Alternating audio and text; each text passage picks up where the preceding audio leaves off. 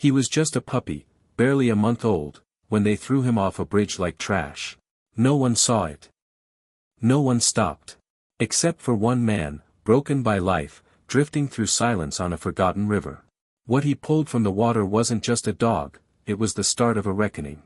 A truth buried by power, a bond forged in cold currents, and a fight that would shake a nation. This isn't just the story of a rescue. It's the story of a witness, and the miracle he became. San Francisco wore its sorrow in the sky that morning. A cold mist curled low across the water, clinging to the rusted girders of forgotten bridges and rolling in from the bay like a memory that wouldn't fade. It was early spring, but the air bit like winter still clinging to the corners of the city. Gulls circled low, their cries muffled by the gray, and the water below pulsed with quiet indifference. On the east side of the city, near Pier 26, the lesser-known industrial wharfs crouched beneath the weight of time. No tourists came here, only workers, loners, and those who preferred to be unseen. A small aluminum skiff drifted beneath one of the older bridges, its paint flaking and its bottom dented from years of scraping the bay's floor. Inside, a man stood hunched at the edge, pulling a rusted lawn chair from the muck. His name was Hank Rowley. 52 years old but bearing the posture of someone much older, Hank was lean in a wiry way, with a hunched spine shaped by decades of physical labor. His skin was wind-toughened and freckled, his hands thick and scarred, the nails permanently rimmed with grease and grit. A once dark beard had gone gray in jagged streaks, matching his hair which stuck out from under a salt-stained cap. Hank had worked as a welder on high-rise scaffolds until a fall 8 years ago shattered 3 vertebrae and ended his career. Since then, he had taken to the river, not as a fisherman, but as a salvager. Every day, he pulled old tires, metal scraps, and the occasional sunken scooter from the water, trading them in bulk for barely enough to pay the rent on his 2-room duplex wedged between a liquor store and a shuttered pawn shop. He didn't talk much. Didn't drink anymore, though the temptation whispered some nights. And he liked it that way. The city ignored him, and he returned the favor. That morning, around 7:10 a.m., Hank was wrestling a tangled clump of wire mesh from the bay when a sharp screech of tires pulled his gaze upward. He turned just in time to see a black SUV slowing on the bridge above, not stopping, but moving with intention. The rear window rolled down. Hank squinted against the pale light breaking through the fog. Then something small, a blur of gold, was thrown from the vehicle. Not dropped, thrown. There was no sound but the wind and traffic.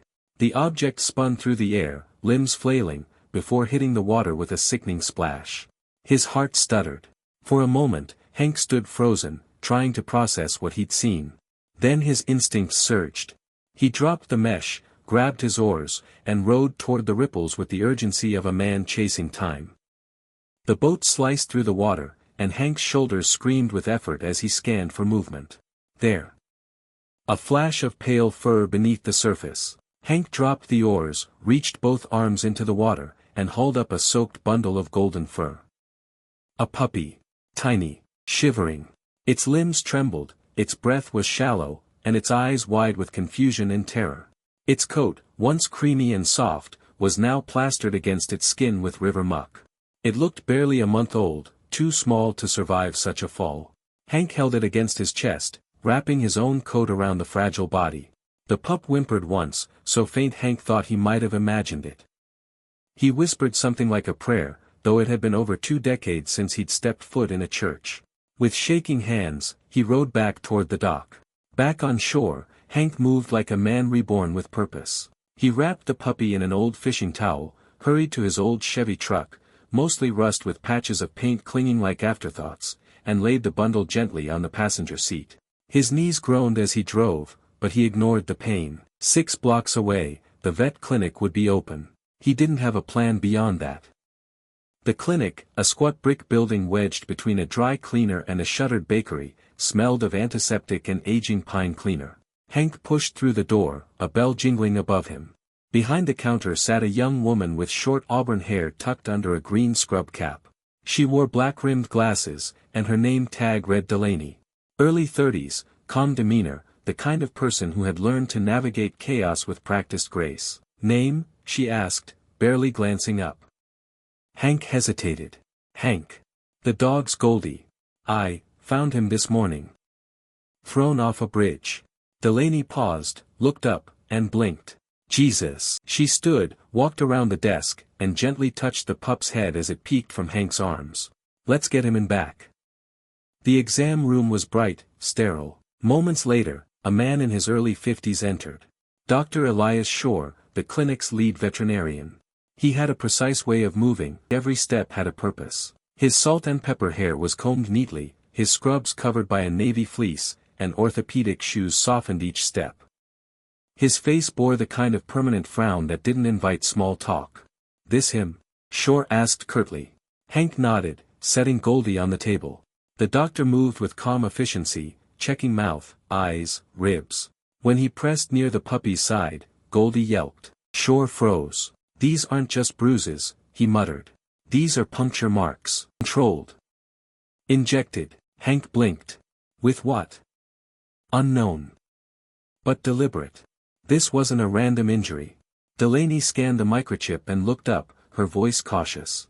It's registered to Tristan Biologicals. That's a research facility.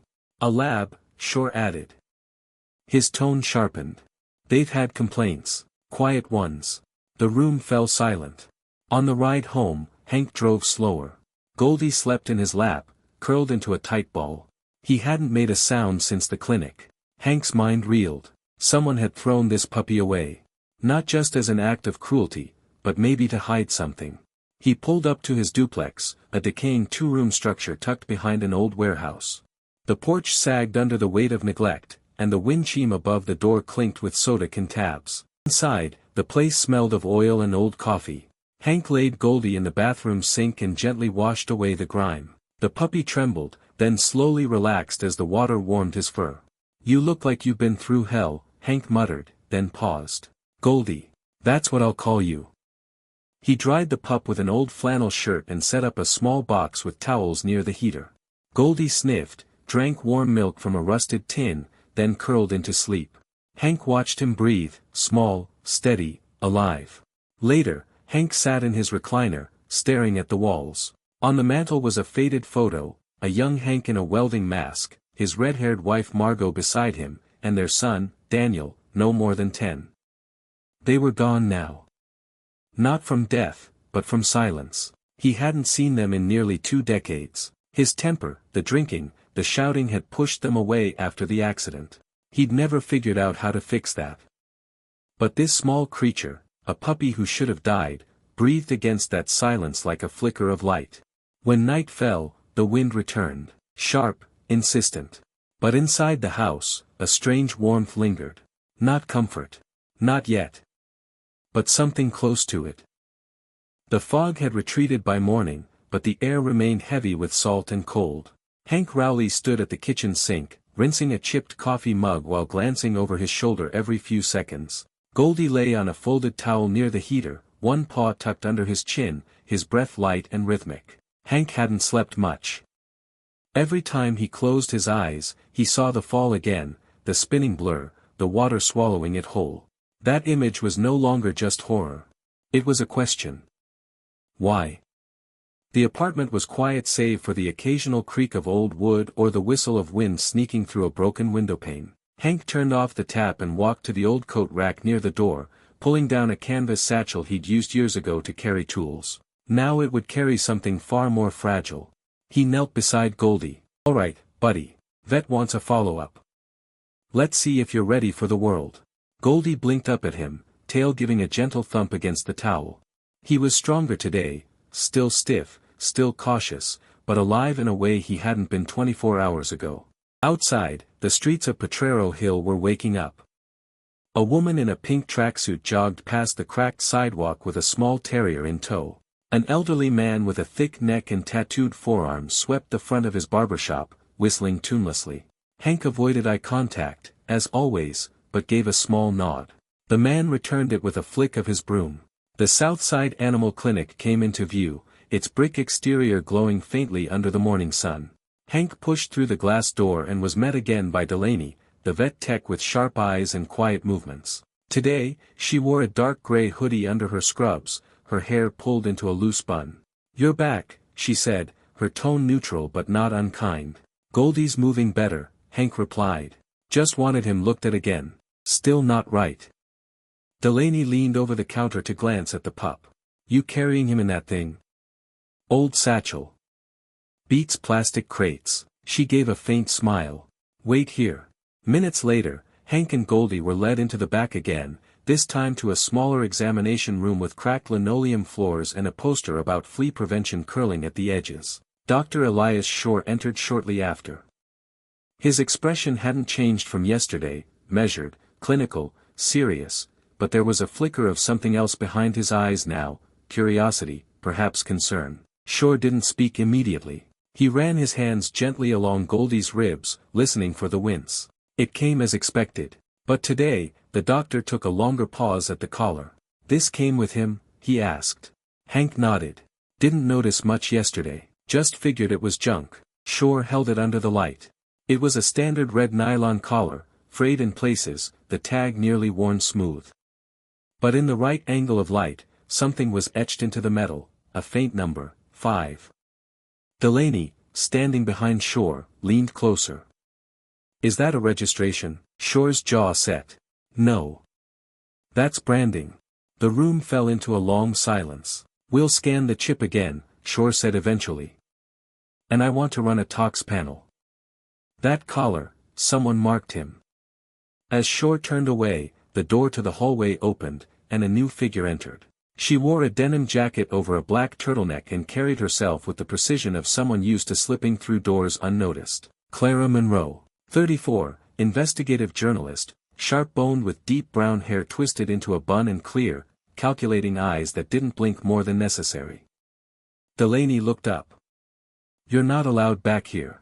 Clara raised a press badge, though it had expired last year.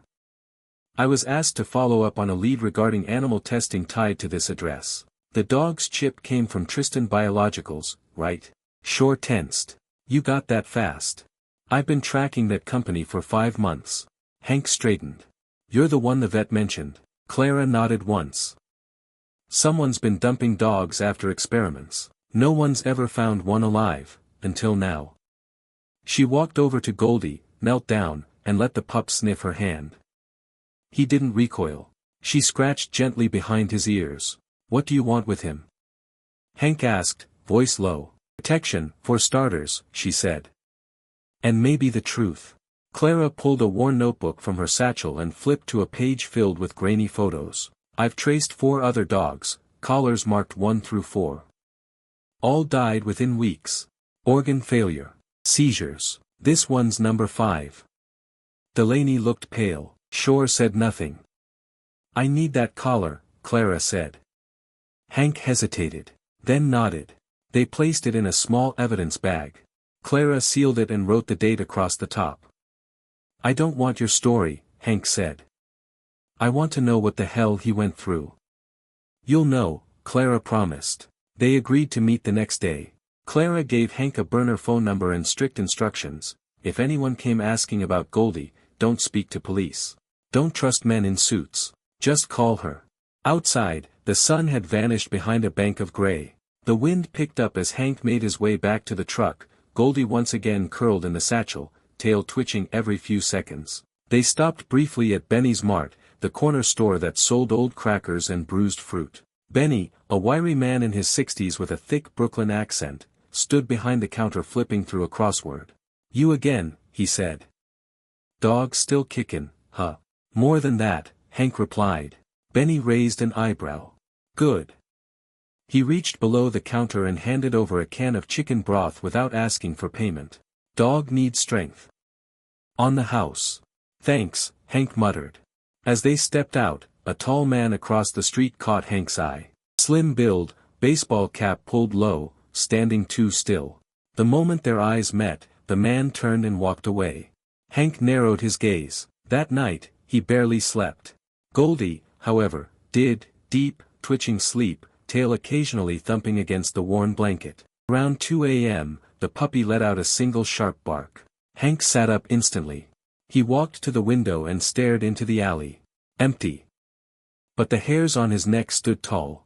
Back inside, he reached under the sink, pulled out a length of pipe he'd once used for plumbing, and laid it beside the bed. Goldie had stopped barking but remained alert, ears twitching. Something was coming. And Hank knew, deep down, that saving the puppy hadn't just given him purpose. It had painted a target on his back. The air had turned sharper overnight, the kind that clings to skin and seeps through flannel and denim alike. San Francisco's sky was a bruised gray again, not quite raining, not quite clear. Hank Rowley stood on his porch at dawn, clutching a chipped mug of black coffee, steam rising like smoke signals from tired hands. Goldie sat beside him, tail curled around his legs, eyes alert, ears twitching toward the alleyway. The pup had barely slept. Neither had Hank. There had been sounds again, low, muffled footsteps past midnight, just beyond the edge of the backyard, just enough to stir unease in a man who rarely spooked. Across the street, an older woman was watering a line of tired potted plants on her windowsill. Mrs. Gibbons, 72, short and wiry, always wore wool coats even in spring, and spoke with the bluntness of someone who'd outlived tact. She gave Hank a tight nod, then focused back on coaxing life out of her basil. People like her didn't ask questions, which made her a good neighbor in Hank's book. Back inside, Goldie paced near the back door, pausing now and then to sniff at the seams of the frame. Hank watched him for a long moment, then set the mug down and pulled on his boots. He grabbed the pipe from under the sink, not paranoia now, but routine, and stepped out into the alleyway. The morning light hadn't reached this narrow passage yet. Cracked concrete ran beneath rusted drainpipes and the skeletal remains of old fire escapes. At the far end, near the dumpster, something glinted. Hank approached slowly.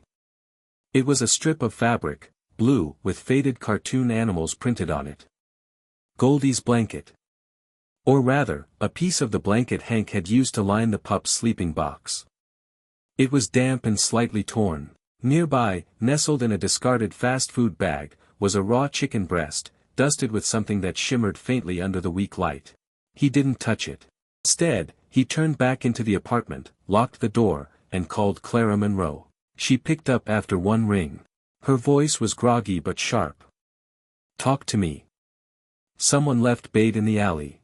Goldie's blanket. Raw meat. Looked treated. A pause. Then rustling fabric. She was already moving. "Don't touch anything. I'm on my way." True to her word, Clara arrived less than 20 minutes later. Her car was a faded green Honda Civic, dented near the rear fender, windshield cracked like an old spiderweb. She wore a leather jacket zipped high and jeans tucked into scuffed boots. Today her hair was tied back, and a satchel filled with notes and recording gear clung to her shoulder. She didn't waste words. After inspecting the scene with gloved hands and taking photos, she collected the fabric and meat into separate Ziploc bags and sealed them. "They're getting desperate," she muttered. "You don't leave bait unless you want something to come willingly." "Or someone," Hank said, eyes narrowed. They moved back into the house, where Goldie was now lying low behind the couch, nose poking out, eyes watching every movement. Clara sat at the small dining table, laid out her notebook, and started drawing connections between dates, companies, and animal deaths. She had pages taped together with names scribbled across in red ink, former lab techs, delivery drivers, facility managers. Most were dead ends. A few were missing. "Does the name Levantra Pharma mean anything to you?" she asked. "No. They're big. Fund vaccine trials, gene therapy, pain management. Always public-friendly fronts. But they're listed as a silent investor in Tristan Biologicals." She tapped her pen. "Which makes them responsible. Legally. Morally. Criminally." Goldie whimpered suddenly. Both of them turned. The pup had moved toward the front window and was staring through the gap in the curtain. Hank joined him and peered out. There, just beyond the hedges across the street, stood a tall figure in a dark hoodie. Still. Watching. When the figure noticed them, it turned and walked away slowly, disappearing behind a delivery van. "Third night in a row," Hank said. Clara's mouth tightened. "You've been marked." Before she could say more, the door buzzed. They both stiffened. Hank moved first, bat in hand, and peered through the peephole. A woman stood outside, alone. She was in her mid-50s, compact build, silver hair cut close to her scalp, wearing jeans, a tan utility jacket, and boots with dried mud on them. Her eyes were sharp, calculating, the kind that had seen too much but kept going. Her voice, when she spoke, was low and measured. Name's Lynn Walters, retired SFPD, freelance now. I'm not here to sell you anything. Clara blinked, then opened the door. Lynn. I've read your reports. Lynn offered a small nod. Delaney at the clinic said you were poking around some heavy shadows. Thought you might need help. They let her in. Lynn wasted no time explaining. She'd worked animal cruelty cases during her time with the department, mostly small-time abuse, dogfighting rings. But after retirement, she kept digging into rumors no one else had time for. She pulled out a manila folder and spread its contents on the table. Photos of warehouse spaces, invoices with animal transport codes, blurry security footage of cages. They're mobile, she said. Pop-up labs. Rent industrial units, test, vanish. I've traced 3 so far. None lasted more than 6 weeks. She pointed to one photo in particular, a dimly lit facility with metal kennels stacked too high, plastic bins labeled with code numbers, and a clipboard listing behavioral tolerance batch 5B. That's where he came from, she added, nodding toward Goldie. I'm sure of it. Goldie had crept closer to Lynn by now, sniffing her boots, his body language cautious but not afraid. She reached down and stroked his head gently. Lucky boy, she said softly. Most don't make it out. They spent the afternoon piecing together what they knew. Clara compiled names. Lynn called an old contact who worked in code enforcement. Hank sat mostly quiet, absorbing every word. He wasn't used to company. But somehow, the cluttered living room, once a refuge for his solitude, felt more like a war room now. By dusk, the alley outside darkened again. Clara packed her gear and said she'd return in the morning. Lynn stayed, settling into the recliner with a flask of coffee and a small pistol tucked beneath a throw pillow. Hank checked every window, reinforced the back door, moved Goldie's bedding into his room. That night, just after 1:45 a.m., Goldie began growling. Hank rose from bed and stepped into the hallway. At the back window, he saw a silhouette. Not just watching this time. Approaching. The house was silent except for the low rumble of the wind rattling the porch chimes and the faint ticking of the old wall clock in the kitchen.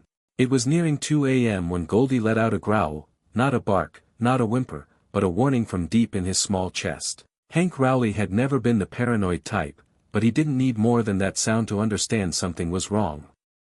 He rose from bed in his thermal shirt and heavy work pants, stepped barefoot across the cold floor, and retrieved the steel pipe from beside the dresser. Goldie followed, ears perked, eyes locked on the back window. The alley beyond was still. Or so it seemed at first. Then Hank saw it, a figure crouched near the dumpster, tall and lean, clothed in a dark hoodie, one hand moving quickly over a small crate. Hank didn't wait. He slipped quietly through the back door, Goldie right behind him, and approached with deliberate steps, pipe held low but ready. The man noticed too late. As Hank rounded the corner, the stranger looked up, startled. Late 20s or early 30s, pale face half-shadowed beneath the hood, jawline thin, nervous hands. He bolted, sprinting down the alley, knocking over a trash can as he ran. Hank gave chase but his knees betrayed him after 20 yards, forcing him to stop with a wheeze. Goldie remained by the crate, tail stiff, teeth bared but silent. Hank turned back.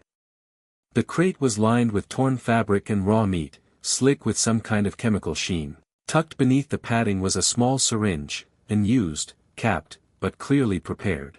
He carried the crate inside, shut every bolt and lock on the door, and called for Clara and Lynn. Clara arrived 20 minutes later, hair still damp from the shower, a hoodie pulled hastily over her head, boots mismatched. Lynn followed closely behind, her windbreaker zipped up to the neck, carrying a duffel bag with documents and an old revolver wrapped in cloth. They examined the contents of the crate in silence. Clara took photos, catalogued every detail, then lifted the syringe under the light. "This is for ketamine," she said flatly. "Used in controlled sedation. Labs use it before surgeries. Or, to transport unwilling subjects." Lynn bent to inspect the meat. "They weren't trying to scare you," she muttered. "They came to take him. That's bait and retrieval. Classic snatch tactic." Goldie lay near the heater again, but this time his posture was tense, ears back, eyes half-lidded with unease. Hank crouched beside him, running a hand gently over his back. "He knew. Before I did." As dawn broke over the bay, Clara spread her notebook across Hank's dining table, now fully repurposed as a tactical desk. Strings of scribbled notes and names crisscrossed the pages like veins. She drew a red circle around one name, Bravo's Pet Solutions. They've got facilities across 5 counties, she said. Shell contracts. Rented warehouses. They fold every 3 months, reopen under new names. But the paperwork trails end in one place, Levantra Pharma. And they've been burying this for years. Lynn added, they don't just test. They modify. Behavioral trials. Pain response conditioning. I've seen similar programs in classified circles, but this is civilian scale. It was nearly noon when a knock came at the front door, soft, deliberate. Hank moved cautiously, bat in hand, and peeked through the curtain. A man stood on the stoop, early 50s, slightly overweight, with a thick coat zipped to the chin and a weathered messenger bag slung across his chest. His beard was patchy, eyes sunken with exhaustion, and there was a trembling in his stance that wasn't just from cold. I'm not here to hurt you, the man called gently. My name is Ray Corderero. I used to work for them. The door opened an inch. Hank's voice was stone. You left meat in my alley. Ray shook his head. That wasn't me. That was them. I left months ago. I've been following since the river. I had to see if the puppy survived. Clara stepped beside Hank. You've been tracking us. I had to be sure someone was still trying to stop this. Ray was let in under strict silence. He sat at the edge of Hank's old armchair, eyes flitting nervously between the 3 faces watching him. Goldie sniffed the air but didn't growl. Ray reached slowly into his coat and pulled out a flash drive. This has everything, shipping manifests, handler notes, batch reports. Dogs 1 through 4. Subject 5 was the only one who fought the sedative long enough to bite a tech. That's him. He nodded toward Goldie. I recognized his eyes. Clara took the drive carefully, slipped it into a lead-lined pouch. Why now? Ray sighed. Because you saved him. And because they're not going to stop unless someone burns this whole thing down. Lynn asked the hard question. You willing to testify? Ray nodded slowly. No immunity. No deal. Just, do something with it. That night, Hank couldn't sleep. He sat on the porch with Goldie curled against his leg, the wind cold but clear. He looked at the stars, rarely visible in the city, and wondered how long he'd been waiting for a reason to stop running from himself. Goldie stirred beside him, let out a small sigh, and drifted to sleep. Hank didn't move. The night no longer felt like it was closing in. It felt like the beginning of a fight. The following morning, San Francisco was wrapped in a curtain of silver mist, the kind that blurred the line between water and sky. The city moved slower in that kind of light. Trucks groaned along the docks, cranes swayed slightly with the breeze, and the voices of early risers echoed like whispers across Pier 26. Inside Hank Rowley's weathered duplex, 3 people sat in tense silence around a cluttered table, and a dog, the reason they were all there, dozed lightly beneath the window, ears twitching with every creak. Clara Monroe worked the keyboard of her battered laptop with the speed of someone used to chasing time.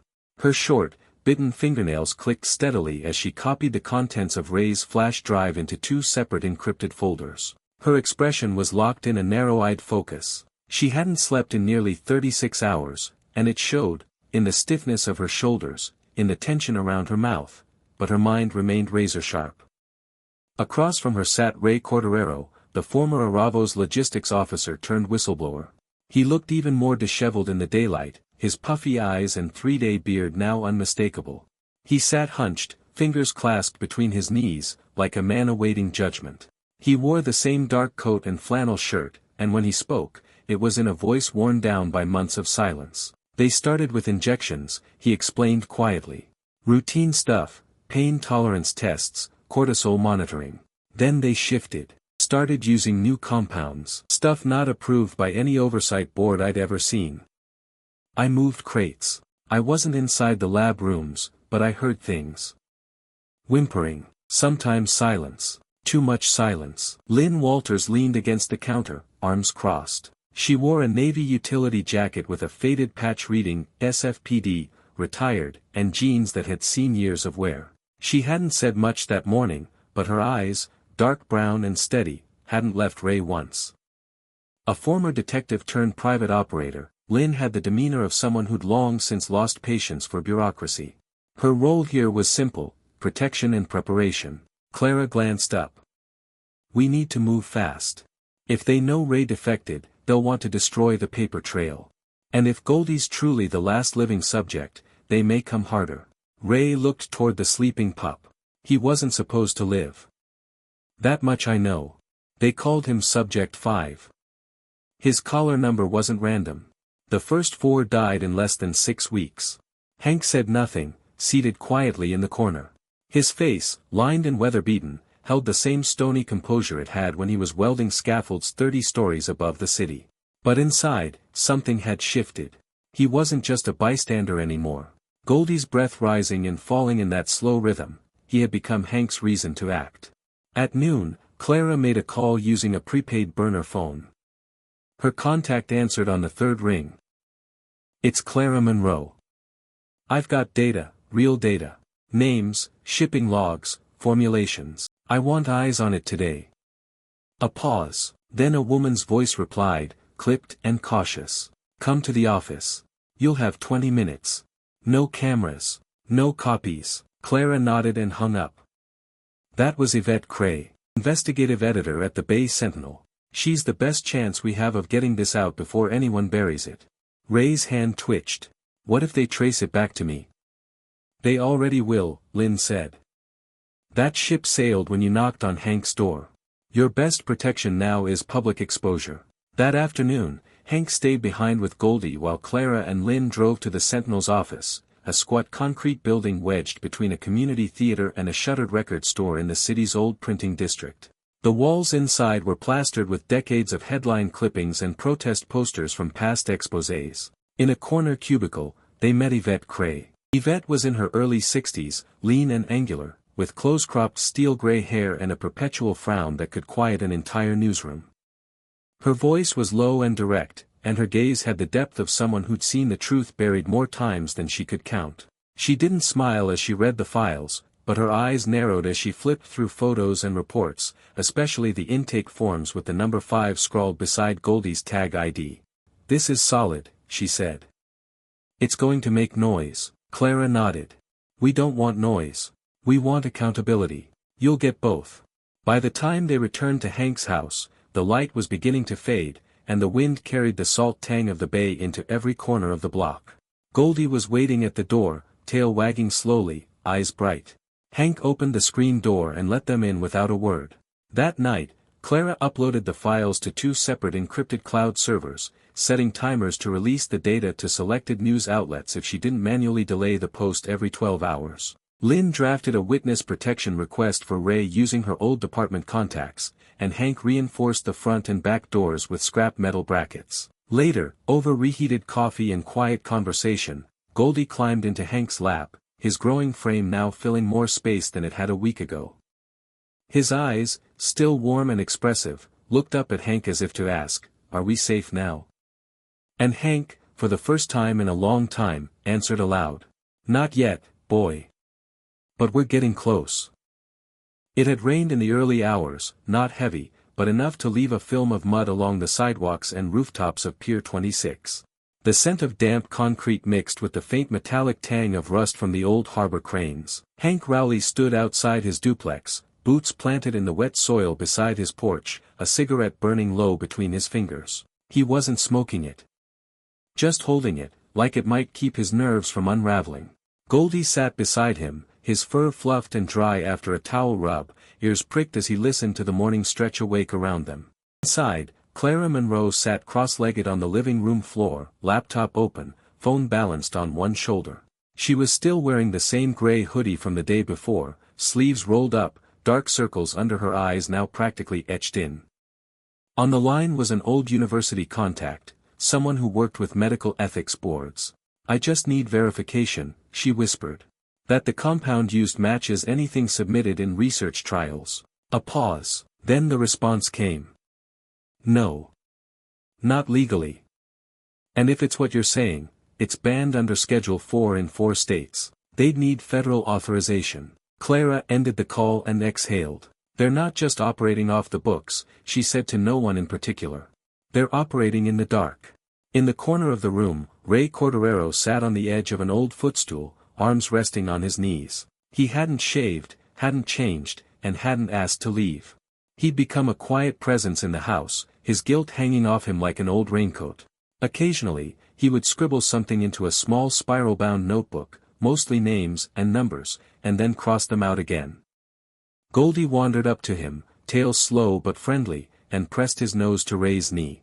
Ray froze, then slowly ran a hand along the pup's back. "He doesn't blame me," he said softly. "That's the worst part." Hank glanced toward them but said nothing. He stepped back inside, flicking the unlit cigarette into a mug, and turned to Clara. "You said something about a name." Clara closed the laptop and stood.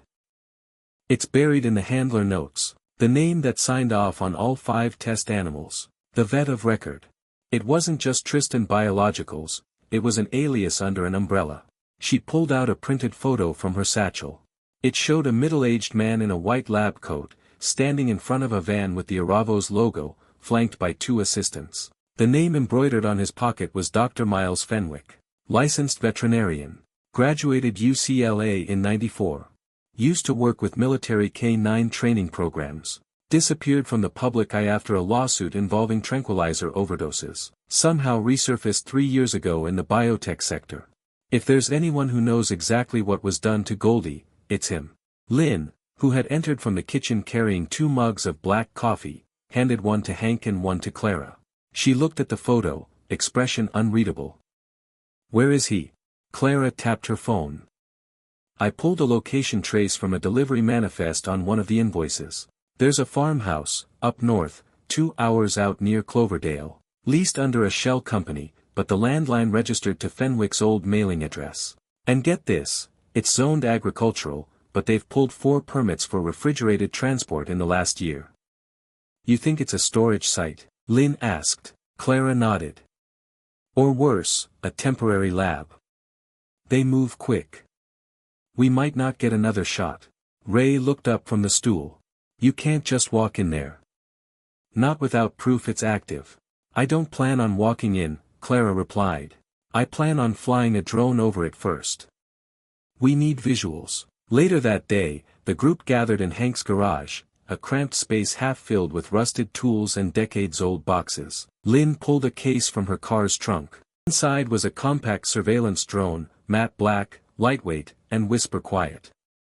"It's military surplus," she said simply. "Wasn't easy to get. Don't ask how I still have it."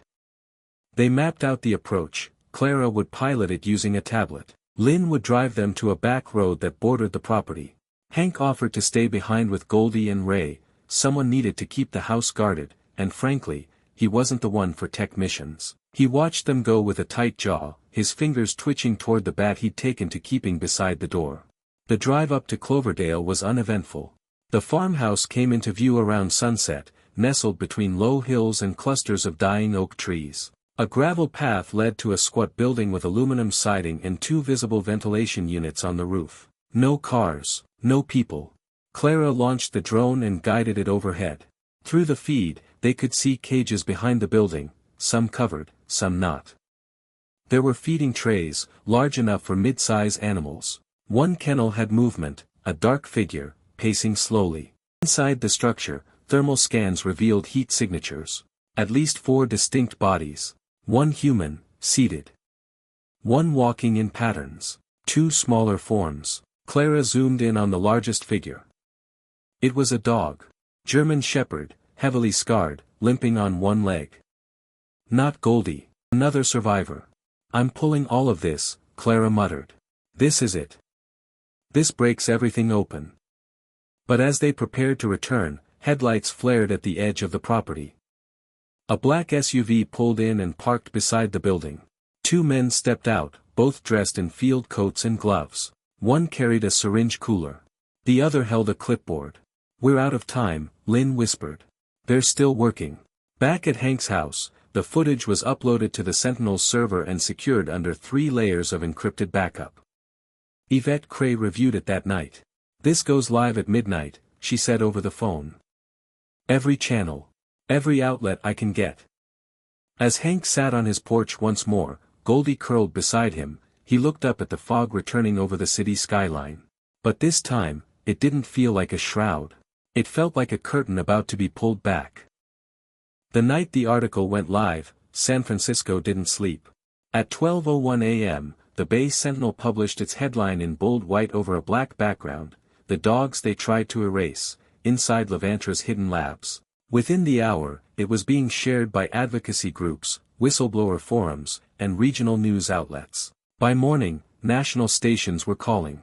The article included stills from the drone footage, audio transcriptions from Ray Cordero, and Clara Monroe's detailed account of Subject 5, Goldie.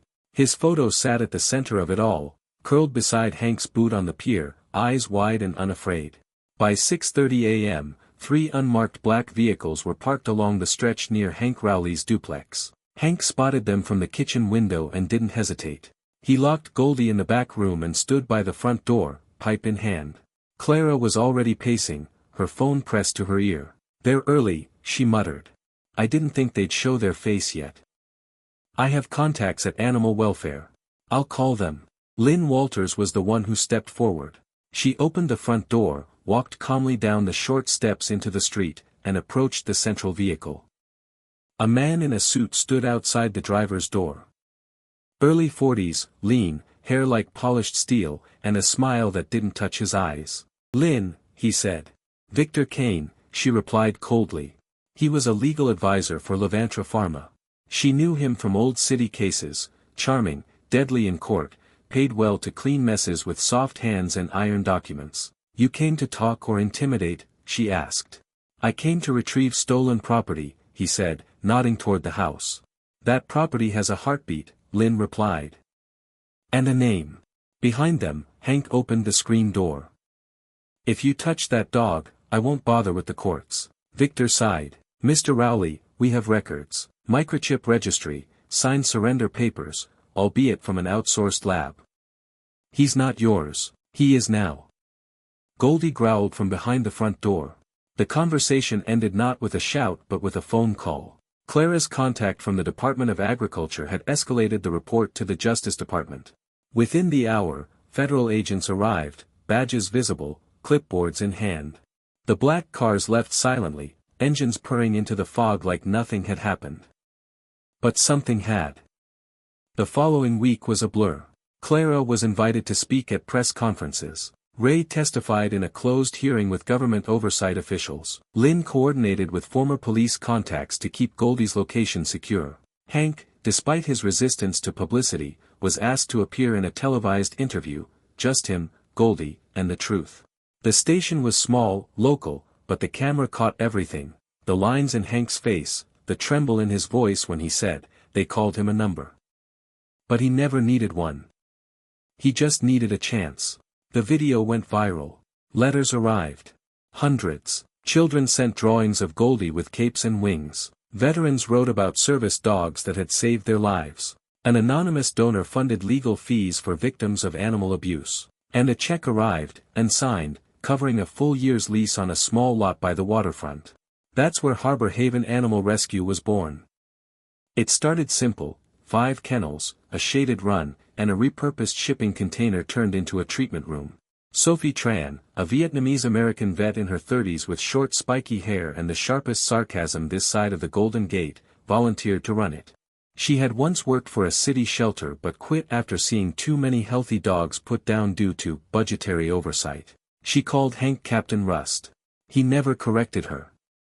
Goldie became the first official resident. And the unofficial ambassador.